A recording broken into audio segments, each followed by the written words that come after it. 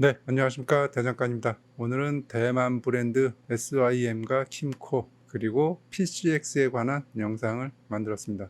대만 브랜드가 한국에서 잘 나가다가 이제 결정타를 맞게 돼요. 상승 곡선이 꺾이고 하강을 하게 되는 결정적인 계기가 있거든요. 그 하강을 주도한 결정적인 모델이 있는데 그 모델이 누구냐? PCX입니다. PCX. 네. 대만 브랜드를 꺾은 1등 공신, 네, PCX입니다. 오토바이를 20년 이상 타신 분들은 이제 좀 감을 잡으셨을 거고, 발인이나 오토바이 경력이 좀 짧으신 분들은 이 대만 브랜드와 PCX와 무슨 연관이 있나 이렇게 궁금해 하실 겁니다. 그래서 오늘은 좀 재미난 주제로 시작을 해보겠습니다.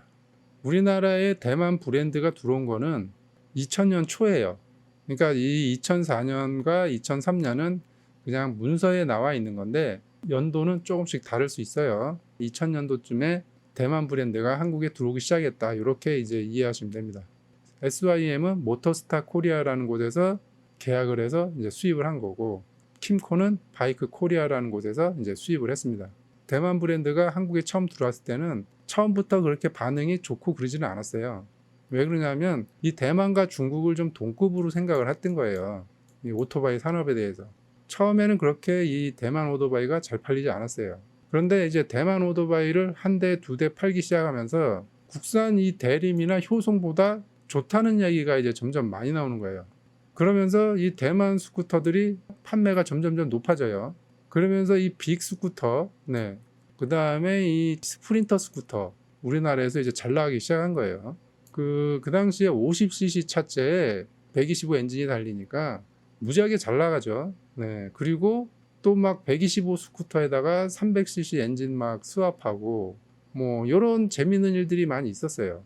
대림과 효성보다 품질이 좋다고 소문나면서 대만 브랜드가 한국에서 이제 좀 잘 나가게 됐죠. 2000년도와 2010년도 요 사이에는 혼다 스쿠터는 거의 뭐 주목받지를 못했어요. 이제 저배기량으로 나온 스쿠터는 이 SCR100이 있었는데 이게 이제 캬브 모델의 그 일본산이었어요. 지금은 다 동남아 공장에서 저배기량이 생산을 하는데 요 당시에는 동남아 공장이 제대로 가동이 안 됐을 때예요. 그래서 이 SCR100 캬브 모델이 들어왔는데 대만산 스프린터가 얼마나 빠릅니까? 그 출력도 좋고 반응도 빠릿빠릿하고 되게 잘 나가는데 이 SCR100은 스프린터용으로 나온 게 아니라서 얼마 팔지 못했어요. 대만산 스프린터 스쿠터가 성능이 워낙 좋으니까 이거 타다가 SCR100 타면 아주 그냥 환장하죠. 네. 그래서 요때는 혼다 스쿠터는 거의 뭐 주목받지 못했어요. 자, 그런데 이제 결정적인 모델이 나타납니다. 자, 2009년에 그 혼다의 그 동남아 공장에서 PCX라는 애가 출시를 합니다. 아주 어마무시한 놈이 나타났어요. 이 PCX의 엔진 이름이 이제 ESP 엔진인데 거의 뭐 125 순행 스쿠터 엔진의 혁명을 가져온 놈이라고 보시면 됩니다. 지금이야 일반화가 됐지만 스타트 모터를 없앴어요. 네, 스타트 모터를 없애고 발전기로 시동하는 시스템을 채택을 합니다. 라제타를 발전기 옆에다 장착을 해서 그 동선을 짧게 하고 워터펌프도 따로 뭘 연장을 한 게 아니고 요거를 또 캠샤프트 옆에다 장착을 합니다.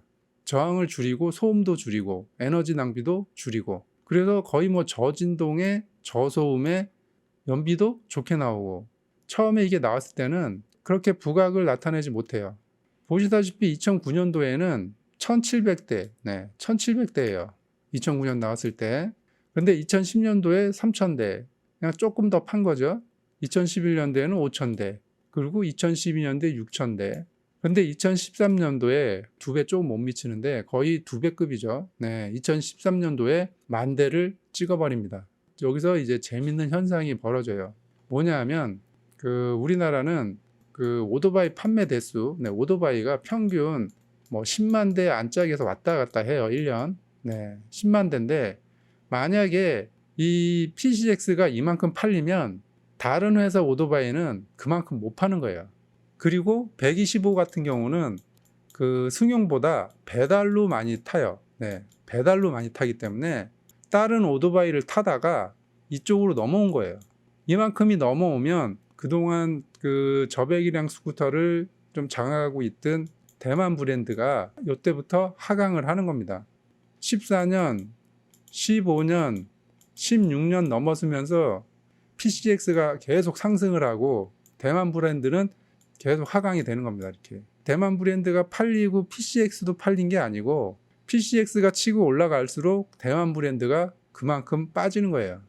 그러면 2013년도에 갑자기 확 뛰었는데 이때 무슨 일이 있었냐? 우리나라 그 배달 시장에 변화가 생겨요. 그러니까 예전에 배달은 직원이 배달하는 시스템이었죠. 거의 CT를 타고 다녔죠. CT. 네. 거의 CT라고 보시면 됩니다. CT 아니면 뭐 사장들은 포르테 정도? 아니면은 대만. 네. 대만 브랜드. 직원들은 무조건 CT. 왜 CT냐? 기름값도 덜 먹고 소모품도 저렴하고 별로 고장도 안 나요. 그러니까 직원들은 짜장면이고 족발이고 치킨이고 전부 다 CT로 배달했습니다. 예전에. 그런데 배달 대행이라는 시스템이 적용이 되면서 이 직원들이 그만두고 프리 배달로 바뀝니다. 직원을 그만두고 배달 대행사로 가서 프리 배달을 하는 거예요. 그러려면 자기 오토바이가 있어야 되는데 그 대만의 이 빅스쿠터는 우선 연비가 안 좋고 그 차 사이로 빠져나가기가 좋지가 않아요. 그러면서 PCX가 이제 대체제로 부각이 된 거예요.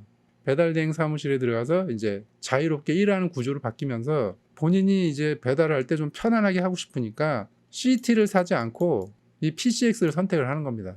내구성도 좋고 시내에는 좀 날렵한 주행이 좀 필요하잖아요. 뭐 차 사이로 좀 빠져나가야 되고 또 장시간 운전도 해야 되고 그러면 이제 또 기름값도 생각해야 되고 그리고 부품값도 생각해야 되고 그다음에 뭐 AS도 생각해야 되고 여기서 대만 브랜드가 선택을 받지 못한 거는 우선 날렵한 주행하기가 조금 안 좋아요.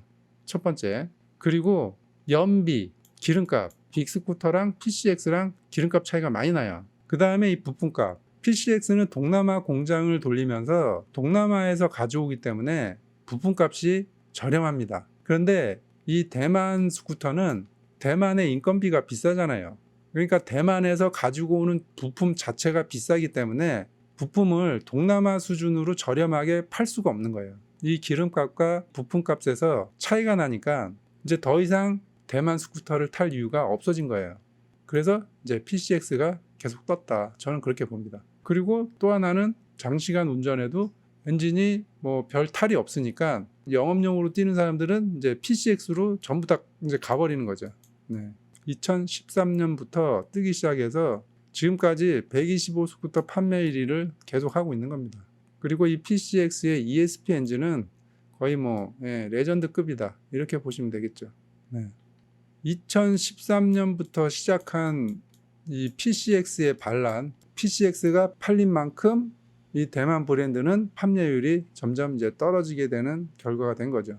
그 위에 보셨듯이 소비자들은 합리적인 선택을 하는 경우가 많아요. 브랜드의 충성도가 높은 고객이 있는 반면에 좀 합리적으로 이 소비를 하는 층들이 꽤 많다는 얘기죠. 결국은 대만 브랜드가 혼다 PCX의 어떤 품질 그리고 가격 경쟁에서 결국은 밀렸다. 이렇게 볼 수밖에 없습니다.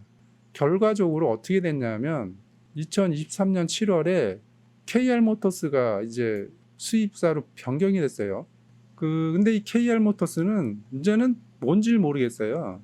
거의 뭐 수입사로 이제 바뀌는 것 같아요.